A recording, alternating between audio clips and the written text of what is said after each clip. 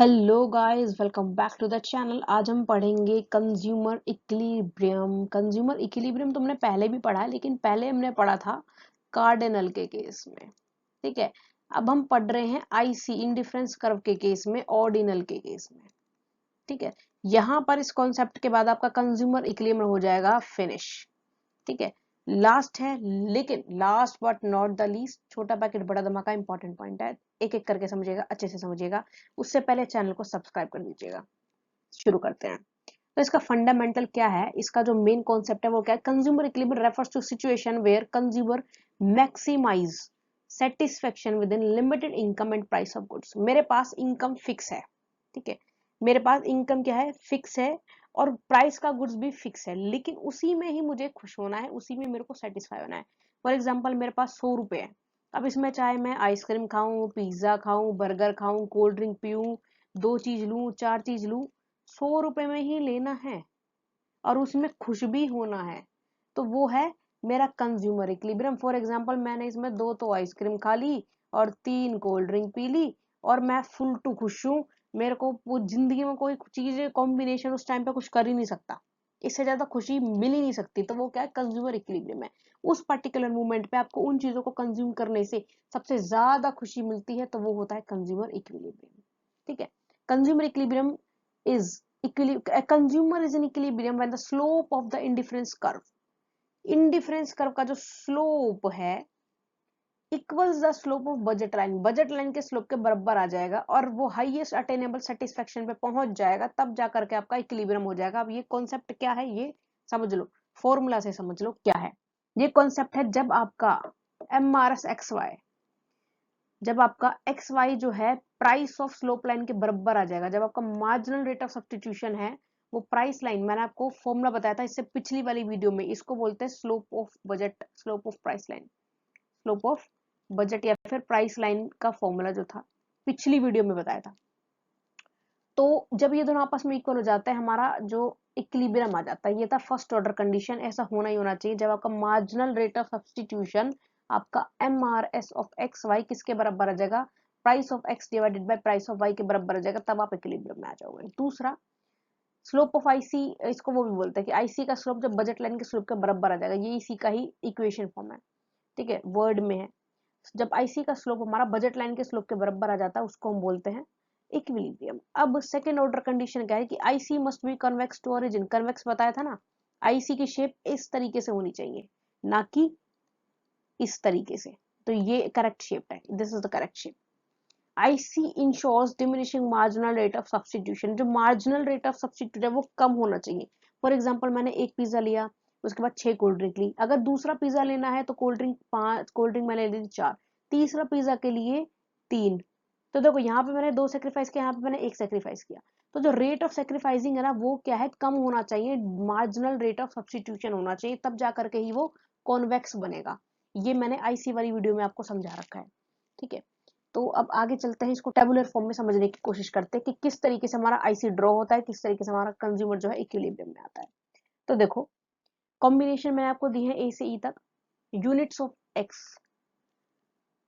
जब मैंने 1 unit of x consume करी तो यूनिट्स ऑफ वाई थी 20। कोई सेक्रीफाइस नहीं, बिकॉज यहाँ पे इनिशियल पॉइंट है, स्टार्टिंग पॉइंट है। जब मैंने यूनिट ऑफ एक्स बढ़ाई तो यूनिट ऑफ वाई सेक्रीफाइस करनी पड़ेगी। अब फॉर एग्जाम्पल, मार्केट में रेट चल रहा 5:1, एक बढ़ाना है तो 5 सेक्रीफाइस करना पड़ेगा, कर दिया जी, 15 है, यू वाई पे आ गए।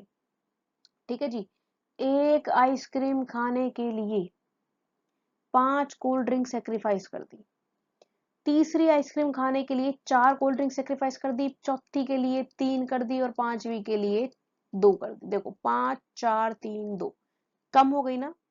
यहाँ पर जो सब्स्टिट्यूशन का रेट है वो क्या है, रिड्यूस हो रहा है। इसी को ही law of marginal rate of substitution बोला जाता है। इसकी भी पहले वीडियो में समझाया हुआ है। तो आईसी किस तरीके से ड्रॉ होगा हमारा,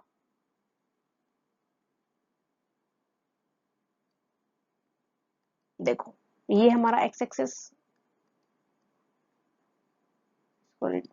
ठीक है, ये है हमारा वाई एक्सिस। इसको बड़ा बना ले, चलो कोई बात नहीं।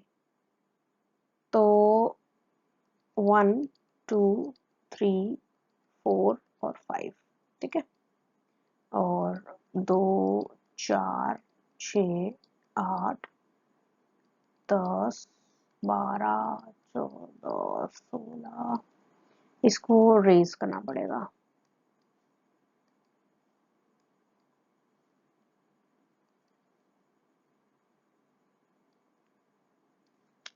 सॉरी सॉरी सॉरी सॉरी, ठीक है 18 और 20, ठीक है। अब जब हम 1 ले रहे हैं x का तो y का कितना है 20। जब हम 2 ले रहे हैं x का, y का कितना है 15। देखो किधर जाएगा, ये जाएगा सम हाउ लाइक दिस, ठीक है इधर जाएगा। जब 3 ले रहे हैं x का, y का ले रहे हैं 11। देखो वैसे तो मैं इसे एडिट भी कर सकती हूँ लेकिन मैं एडिट नहीं करूंगी, क्यों? क्योंकि मुझे आपको एक ना लाइव वाला फील देना है, एक रियल लगना चाहिए कि हम बैठ करके पढ़ रहे हैं वन ऑन वन, ठीक है। तो इसलिए एडिट में वो मजा नहीं है, एडिट में वो रिलायबिलिटी नहीं है। एक्स के जब 4 हैं तो वाई के हैं 8, ठीक है यहाँ आ जाओ, इसके सामने इसके ऊपर, ठीक है इस तरीके से चलते हैं ना। वाई के 5, एक्स के सॉरी एक्स के 5, वाई के 6, ठीक है ये आ गया इधर, परफेक्ट ग्राफ बनकर आया है। ये देखो मैच कर दो इसे, इस तरीके से मैच हो गया। देखो वही शेप आई ना हमारी, कॉन्वेक्स टू ओरिजिन है, ठीक है कॉन्वेक्स है, टेंजेंट होना चाहिए।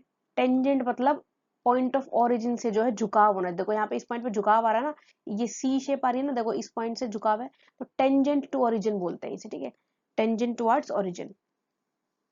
अब जिस साइड से वो टेंजेंट टुवर्ड्स ओरिजिन है ना, पहले से माना जाता था वहीं से जो है इक्विलिब्रियम, हालांकि होता भी वहीं से है, बट ये जो है बेसिक असम्पशन अब कंटिन्यू नहीं होती, अब हमारा बदल गया है। अब हमारी कंजप्शन है कि slope of IC equals to budget line. अब मेरी जो बजट है ना वो भी मेरा क्या है, इतना ही बजट है, मेरा जो बजट है वो भी इतना ही आ रहा है। एक सेकेंड, इक्विलिब्रियम कैसे बनता है कि मेरा जो सामान खरीदने का बजट है वो क्या है,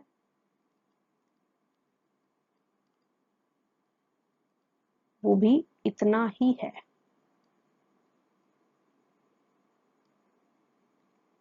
लाइक दिस, ये थोड़ा स्ट्रेट लाइन जाता है गाइस, ये थोड़ा स्ट्रेट लाइन जाएगा, लेकिन क्योंकि मैंने नोट पैड यूज किया हुआ है तो ये स्ट्रेट लाइन बनाने में थोड़ी सी दिक्कत हो रही है। It will raise like this, ठीक है ओके। तो देखो इस पॉइंट से ये टेंजेंट है, टच है, इस पॉइंट से ये जो बजट लाइन है आईसी को इंटरसेक्ट कर रही है। आईसी को क्या कर रहा है, इंटरसेक्ट कर रहा है, टच कर रहा है बजट लाइन, ठीक है। तो इसी पॉइंट पे आपका इक्विलिब्रियम पॉइंट होगा, यही जो कॉम्बिनेशन है आपको हाईएस्ट सेटिस्फेक्शन देगा। अब आपको सिंगल आईसी में तो ये समझ में आ गया कि point which intersect with budget line is our equilibrium point, and we are supposed to consume this combination because it will give you the highest level of satisfaction, ठीक है। अब इसको मैं अगर आपको डायग्राम की फॉर्म में समझाऊं कि कंज्यूमर इक्विलिब्रियम का हमारे पास 2-3 आईसी है तो किस तरीके से आएगा, ठीक है देखो ये हो गई मेरी बजट लाइन, ठीक है this is my budget line, X axis Y axis, okay. ये है मेरा एक IC, okay IC 1, IC2,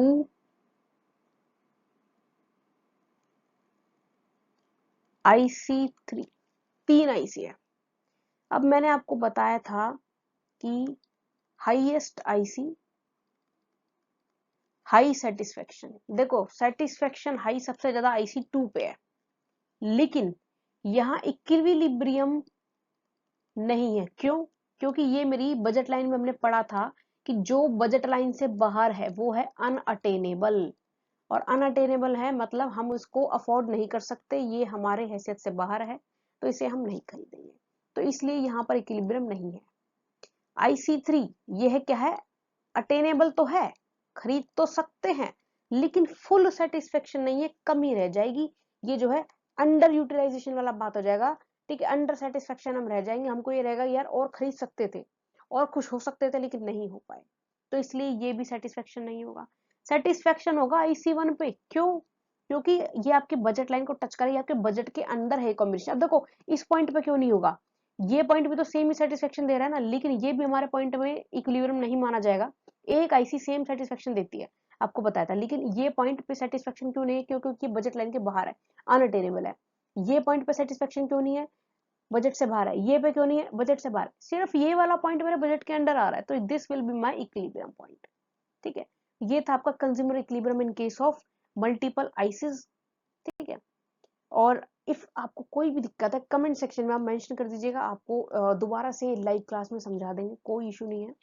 so as of now, thank you so much guys, please don't forget to subscribe, and if you need कि economics का एक specific MCQ session हो, सारे PYQs का प्रैक्टिस सेशन हो, तो उसके लिए भी कमेंट सेक्शन में मेंशन कर दीजिएगा, और बिना सब्सक्राइब करे तो मत जाइएगा प्लीज। Thank you.